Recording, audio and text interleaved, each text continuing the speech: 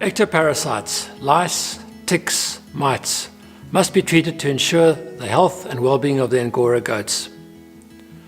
Dipping is an internationally recognized method for treating ectoparasites.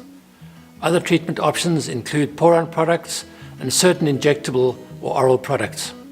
Angora goats must be dipped in a controlled and calm way to minimize stress and ensure the thorough application of the treatment.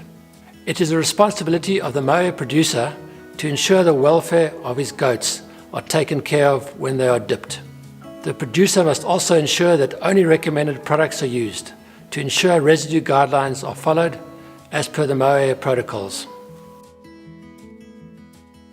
The goats should be separated into various age groups to prevent the larger animals being dipped together with the smaller ones. The goats must be healthy and in good body condition.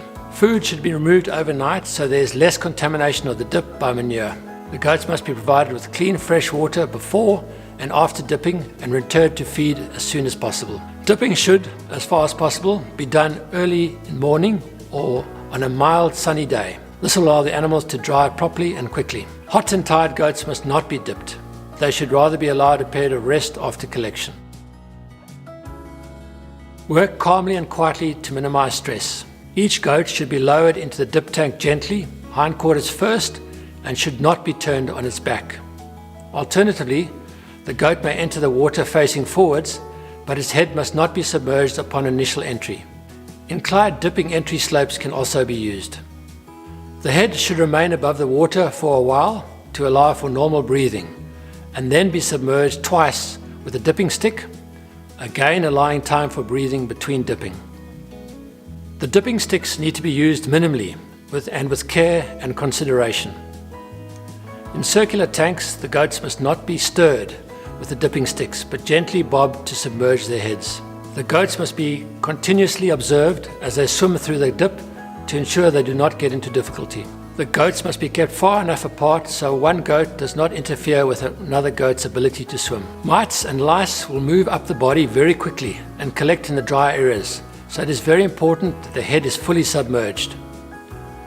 Reinfestation by ectoparasites, especially lice, occurs quickly if the head is not submerged properly. Ensure the goat is breathing comfortably and not struggling before the head is submerged. The distance or time of the swim is important and should be at least 9 meters in length or close to a minute in duration. Longer tanks are preferable to dipping holes. Follow manufacturer's guidelines.